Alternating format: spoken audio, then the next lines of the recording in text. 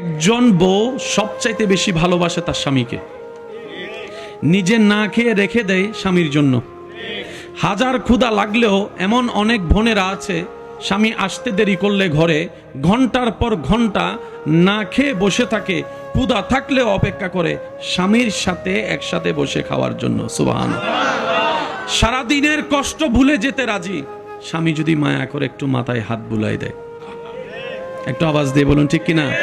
স্বামী যদি হালাল ইনকাম থেকে 2টা টাকার চকলেটও আনে, অনেক এমন ভালো বউরা আছেন যারা সেখানে স্বর্ণ পাওয়ার চাইতেও বেশি খুশি হয়ে যায়, কারণ তার কাছে চকলেট মুখ্য বিষয় নয়, তার স্বামী তার জন্য একটা উপহার এনেছে, এটাই তার জন্য সবচেয়ে বড় কথা। বলেন ঠিক কিনা?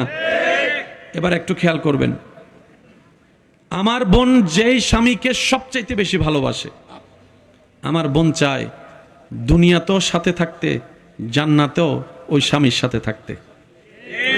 এবার বলেন, আমার বোনের স্বামী, ওনার জান্নাত কার পায়ের নিচে?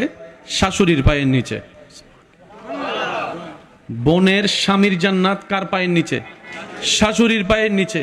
এবার আমার বোন যদি চিন্তা করে, আমার যে স্বামী আমার মাতার তাজ, ওই স্বামীর জান্নাত তার মা অর্থাৎ আমার শাশুড়ির পায়ের নিচে। সুবহানাল্লাহ।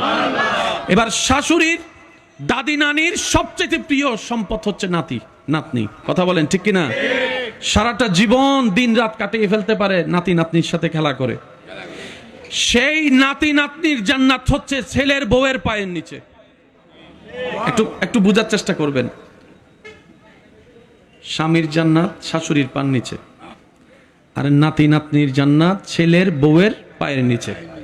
শাশুড়িরা চিন্তা করবে, এটা আমার বউ নয়, শুধু ছেলের বউ নয়, আমার নাতি নাতনির জান্নাত। সুবহানাল্লাহ। আমার বোন চিন্তা করবে, এটা শুধু আমার শাশুড়ি নয়, আমার স্বামীর জান্নাত। বলেন না সুবহানাল্লাহ।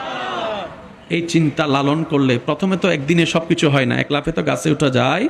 আর মনে রাখবেন, মানুষ যখন ভালো হওয়ার চেষ্টা করে তখন শয়তানও তাদেরকে একটু বেশি ভর করে। কথা বলেন ঠিক কিনা? মানুষ যখন ভালো হওয়ার চেষ্টা করে, শয়তানও তাকে পিছন থেকে টেনে ধরার চেষ্টা করে। ওই সমস্ত কথাগুলো মাথায় রেখে, ধৈর্যকে সাথে নিয়ে, রবের উপর তাওয়াক্কুল রেখে, সুখ শান্তির দোয়া করতে করতে একদিন দেখবেন আপনার ধৈর্যটাই আপনার পরিবারকে অশান্তিময় থেকে শান্তিময় করে দিবে।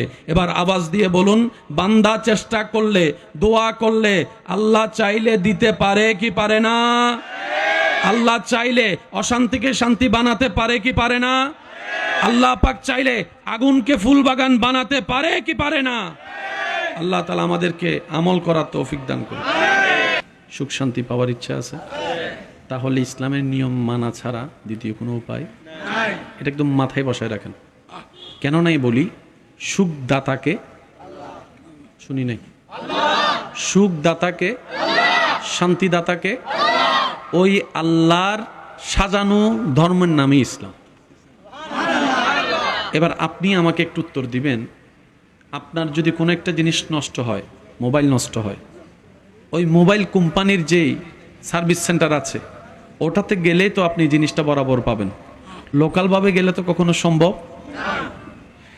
মানুষকে যিনি বানিয়েছেন উনি ভালো করে জানে মানুষকে কিভাবে কন্ট্রোল করতে হয়। একটু বুঝবেন জিনিসটা। ইসলামে অতিরঞ্জিত কিছু নাই, হয়তো বুঝার মধ্যে কমতি আমাদের, না হয় বেশি বুঝে ফেলেছি 2 লাইন, সেটাও ভুল আমাদের। কথা বলেন ঠিক কিনা? যিনি সৃষ্টিকে বানিয়েছেন উনি জানে কিভাবে ছেলেকে কন্ট্রোল করতে হয়, মেয়েকে কন্ট্রোল করতে হয়, স্বামীকে কন্ট্রোল করতে হয়, বউকে কন্ট্রোল করতে হয়। যতগুলা ক্যারেক্টার আছে প্রত্যেকটা ক্যারেক্টারের ওই ব্যক্তির স্রষ্টাকে উনি জানে কিভাবে করলে সুখের হয়, শান্তির হয়।